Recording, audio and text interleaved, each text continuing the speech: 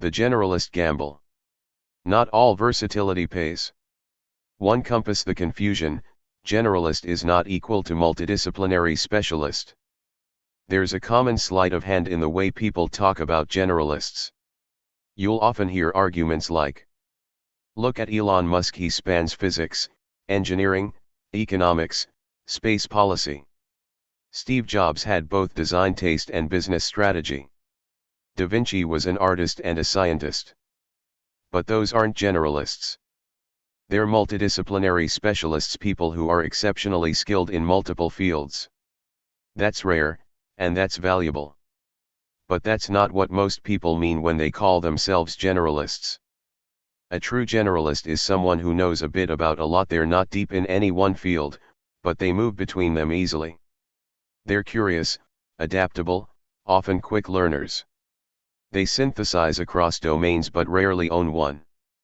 And that's where the debate really lies, not between specialists and polymath geniuses, but between specialists and actual generalists. To mousetrap the reality, life as a real generalist. Once you strip away the romanticism, the reality of being a generalist is this. You're rarely the go-to person for anything. You're always learning, but never the expert. You're helpful, but replaceable. You feel smart, but others see you as unfocused. Generalists often start off strong. They can jump into conversations in any room, pick up jargon fast, and act as bridges between teams. But over time, they hit the same wall. Execution is what gets rewarded. Not synthesis. Not potential. Not clever ideas. Execution. And most jobs are designed for depth, not breadth. Organizations want people who can drive metrics, ship features, close tickets, write code, analyze data, and own outcomes. If you're always adjacent to the action, helping but not leading, you end up with a career full of support work, rarely tied to impact. The result? You become invisible.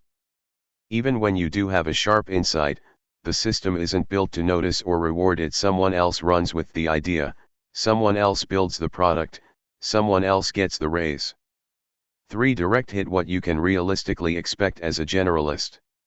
If you're a generalist, a real one, not a polymath unicorn, here's the hard truth. White heavy check mark, you can get good outcomes. But the pathway looks different, and the base rate is low. Briefcase. What usually happens? You land in average, stable jobs, project coordination, support ops, middle management. If lucky, you move into managerial roles, overseeing specialists. Those specialists often compete for those too. Occasionally, you stumble onto an insight that connects domains and that might open a door.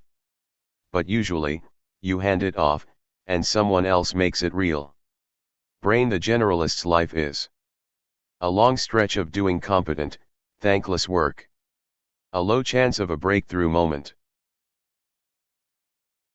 A constant search for environments where you're allowed to connect dots. And a slow erosion of confidence if nothing lands. 5. Receipt. TLDR. No one pays for potential. Most generalists are betting their careers on rare moments of synthesis. And yes, those moments can be powerful. But they are rare, and most of the time you're in the middle, not leading, not compounding, not building equity. You don't scale through ideas alone. You scale through execution, ownership, and timing. So unless you've already earned a seat at the table, you're not a misunderstood genius. You're just smart and scattered.